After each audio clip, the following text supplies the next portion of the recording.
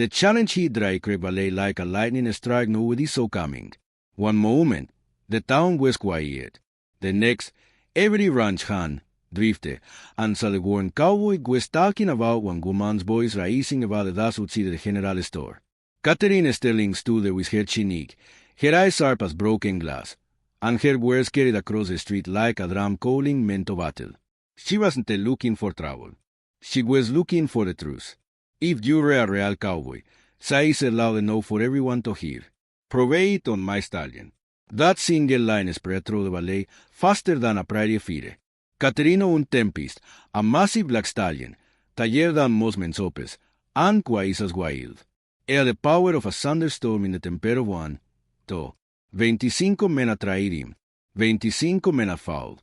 Some lasted 8 seconds, some 15, none long hair. Every one of them limped home, sore, dusty, and embarrassed.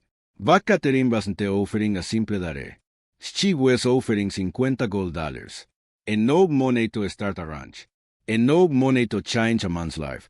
Enough money to make fools out of brave men. Her latte was one that the only person Tempest ever allowed on his back. Caterina watched them from the porch, horse and rider moving like one creature stitched from the same spirit. That was 3 years ago. Used before the sickness took him. Since then, no one had matched him. Catherine believed there was still one man out there who could. The town doctor didn't sare her open. After the decimo Bruce reader in that week, it mattered that her challenge was going to fill his office before the winter came. But Catherine kept her ground. She knew what she did in the day her husband rode the Tempest. She knew the right man could do it again. Miles away, a cowboy named Jake Morrison sat in a lonely line sack, warming his hand beside a tire fire. Jake lived quieter than most men. He fixed fences for the double bar ranch, checked cattle in the far pastures, and kept to himself. Life had carved the blinds into his face, not from it, but from the waranda the goose it left veined. He wasn't scared of much, but he also didn't go looking for trouble. Tempest, however, wasn't trouble. Something about the stories Jake heard drifting down the cattle tracks pulled at him. Not the money, not the fame, something deeper, something honest. Horses didn't lie. Horses didn't play games. A horse told you exactly who you were. And if you listen, sometimes that truth calls out a man's soul. Jake finished his coffee, stared into the dying fire, and felt as if inside his chest. A quiet answer to a question asked out loud. By morning, he had his by yelling copper saddle and ready. A packed light, a bedroll, some heart attack, and a steady at that had learned to want something again, though he didn't yet know what. The reader into dry crevalle took alpha day. The land rolled from open grass to rocky mesa, then deep down into cottonwood-lined creeks. Jake felt the air change before he heard the sound. Tempest screamed carrying across the valley like the shout of a wild king defending his throne. The Sterling ranch sat in a white ball of land, green and peaceful, except for the storm inside the corral. Jake slid off copper and walked toward the crowd gathered along the fence.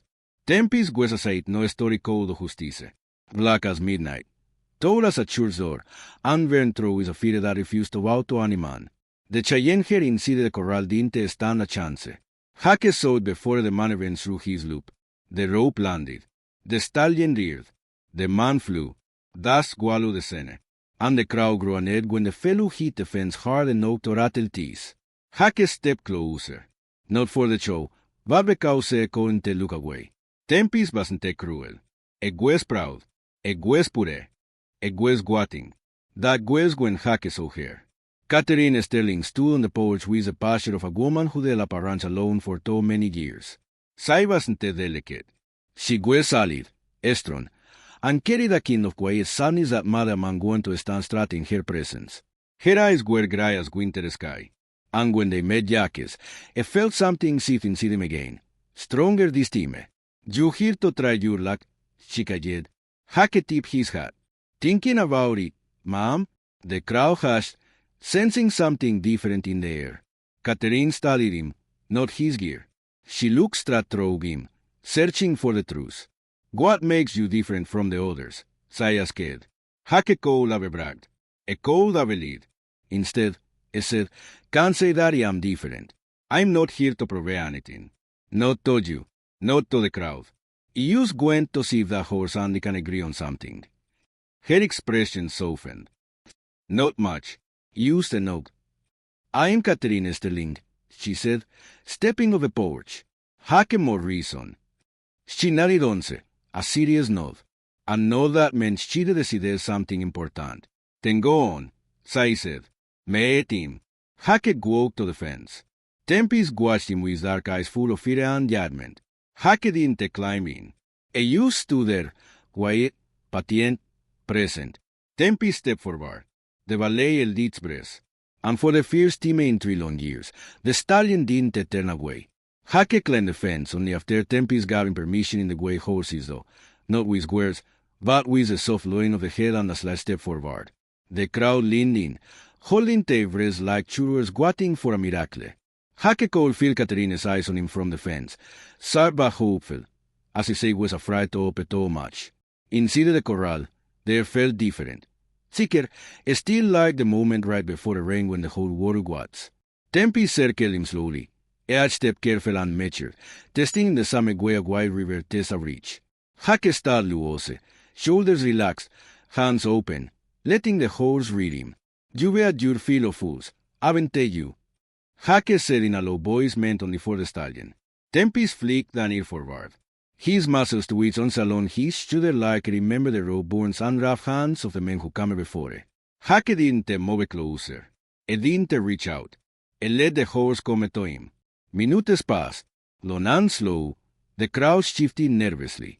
Someone whispered that the horse was used to him with him. Someone else said Jake looked scared, but Catherine watched with a different kind of understanding. She saw what the others couldn't. This wasn't fair. This was respect. Then Tempest made his choice. He stepped in. Not fast, not sudden. Use steady, deliberate steps until it was close enough that Jake could feel the warm breeze against his shirt. Jake lifted his hand slowly and rested on the stallion's neck. Tempest didn't flinch. Instead, he leaned into the touch like a man who had been alone too long. A murmur went through the crowd. Jake took his time. 10 minutes of soft talk and gentle touches. 10 minutes of letting Tempest learn the rhythm of his breathing. 10 minutes of showing the stallion that no tricks were coming. No whip, no rope, no pain. When Jake finally moved to more, he did it the way you approach a friend, not a challenge.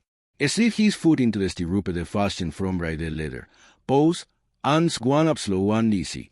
Tempest stiffened for half a heartbeat, then settled like the earth under a man's boots. Someone gasped. Someone else squawked softly. Jake sat tall in the saddle. The horse shifted, testing him, feeling him. I'm right here, Jake whispered. We do this together. Tempest stepped forward. One step, then another, and the valet went silent.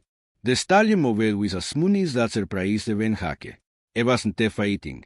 He wasn't backing. He was listening, learning, trusting. Jake loosened the reins, breathing slow, letting the horse decide the pace. Catherine gripped the fence, nucleus guite. She'd seen this once before, years ago, when her husband David and Tempest like they shared the same heartbeat. Now she watched another man do the same thing, and her heart clenched with a mix of fear and something she couldn't yet name. Tempest lifted into a trot, a slow floating that like wind drifting over tall grass. Jake moved with him, balanced and calm. The stallion's ears stopped forward, pointed at the horizon like he finally found the road they'd been waiting for. Dime, Jake called without looking away from the spade ahead. 8 minutes, someone shouted. 2 more, but it didn't feel like a challenge. It felt like prayer. Then Tempest made the next choice. Without warning, he pushed into a cane, not wild or angry, but full of power. A power that trusted the man on his back. Dust rose around them like a trail of smoke as they circled the corral. Jake felt everything shift inside him. The loneliness, the quiet che, the years of running from himself, all of it fell away with every stride. It wasn't reading a wild stallion. It was reading Ope. When Catherine finally found her voice, it shook. 10 minutes, but Tempest didn't stop. Not yet. It slowed only when Jake is back, and together they came to a gentle hoe in the center of the corral. Jake ran a hand down Tempest's neck, his voice soft. You did good, partner. When he dismounted, his legs trembled, not from fear, but from the weight of what had just happened. Tempest nudged his shoulder, a soft, warm push that felt like acceptance. Catherine stepped into the corral, her boots sinking into the dust. "You rode him," she whispered. "You really rode him." 15 minutes, someone said from the fence. "Estaron for 15, but Catherine didn't look at them. She looked at Jake, at the way Tempest stood closer to him, at the quiet understanding between man and horse. She reached into her pocket and held out the gold coins. 50 pesos. You earned it. Jake didn't take them. He didn't come for the money. Then what did you come for? I asked. Jake looked at Tempest, then back at her. His voice was steady. To find something y los alonti hago.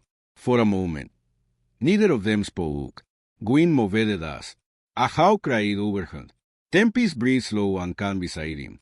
Catherine's voice softened. What did you lose? Jake? And met her eyes, honest, open.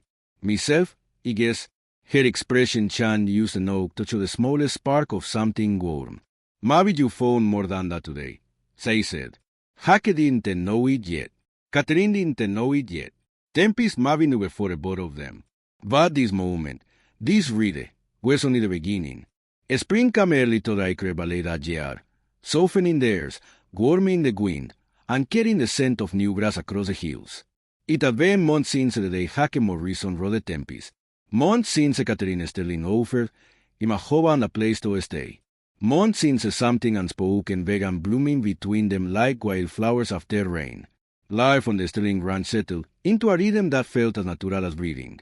Jake guarded fences, tended cattle, repaired roofs, and checked the far pastures with Tempest moving under him like a shadow that had learned to trust the sun. Catherine managed the ranch books, handled supply trips to town, and made decisions with the quiet strength of someone who had carried the weight alone too long and was finally learning to say. Their morning started with a clatter of coffee mugs on the porch table and ended with conversations that drifted from weather to memories to my secrets that only came out when the sky turned dark. Jake found himself laughing more. Catherine found herself resting more. And Tempest, once wild and weary, now watched Jake with calm eyes that spoke of a one deeper than anything ropes or rhymes could ever create. One warm evening, as the sun dipped in the rig, Jake and Catherine sat on her porch washing Tempest's grass in the pasture. The sky glowed gold, the kind of color that made everything feel like a promise. "You know," Catherine said, her voice soft, "he never believed anyone else could read him. He don't know if he wanted someone to or if he was scared someone would." Jake looked at her, seeing the true side rarely spoke aloud. "You weren't scared someone would read him," he said gently. "You were scared no one ever called again." She smiled sad and hope fell at once. "Maybe." "Julius one," Jake said. "He must have been a good man." "It was," Catherine answered, looking out across the pasture. "But grief isn't a shine, Jake. It's a shadow, and shadows only tell you the sun is still shining somewhere." Jake didn't know what to say. Words felt heavy, but Catherine didn't need a speech. She reached over and laid her hand on his steady and sure. "You brought the sun back," they whispered. In that simple touch, something changed between them. Something honest, something real. Months passed and Acre Valley noticed the change. Though folks in town talked about Jake and Catherine like they were a story unfolding page by page. Some talks she finally found someone strong enough to stand beside her. Others said Jake looked like a man who had carried sorrow for too long and finally set it down. The truth was simpler. They had found the shelter in a world where most people only found loss. Their wedding happened in early autumn. The cottonwoods turning gold used intimate to match the happiness warming the ranch. It was small and quiet, with neighbors filling the yard and Tempest standing tall at the fence, ears forward as if giving his blessing. Catherine wore her mother's dress. Jake wore his best shirt. When they said their vows, the whole valley seemed to fall silent like the wind itself wanted to listen. After the preacher pronounced Demus Van Damme wife, Tempest reared on the breeze against the golden sky, and the crowd laughed with joy. Catherine cried a little. Jake held her closer, and for the first time in years, the ranch felt complete again. The years that followed were gentle ones, the kind of years that sleep by without noise, but live in a peace people spent their whole lives searching for. Jake took over most of the ranch work, building new corral, clearing more pasture, and trained Tempest scouts one by one. Catherine expanded the reading program Herus van once dreamed of. Now made possible by Tempest remarkable bloodine and Jacques Patien Han. 5 years later, on a summer afternoon warm and autumnal gueris, a young cowboy rode into the yard with a tired horse and a tired soul. Das covered him. His clothes were worn thin. His eyes looked like the antesinope in a lontime. Ma'am, excepto Catherine, hat in hand, y herte de folks hebreiter fuve los tailway. Hack stepped forward before he called and swear. We don't turn people away here, he said. Not if they're honest about what they need. The boy looked down, fighting a trembling breast. "It ain't much, sir. You someone was better with horses than people." Hack smiled, a slow, steady smile full of memory. "Then you're exactly like it was," he said, "and you come to the right place." Catherine stood beside him, her hand slipping into his. She nodded to the young cowboy with a warmth that made the boy's shoulders drop in relief. "Welcome to the Sterling Ranch," they said. "Let's get you settled." As the sun dipped low once a those stretched across the pasture, Tempest lifted his head and called out once, his voice rolling across the valley like a promise that life could still surprise you, even when you thought that the surprises were gone. Hake put an arm around Catherine's waist. She rested her head on his shoulder. Together, they watched the new cowboy dismount, unsure and hopeful. It was a beginning, used like there's a vein, and in that quiet moment, Dry Creek Valley felt like the softest place on.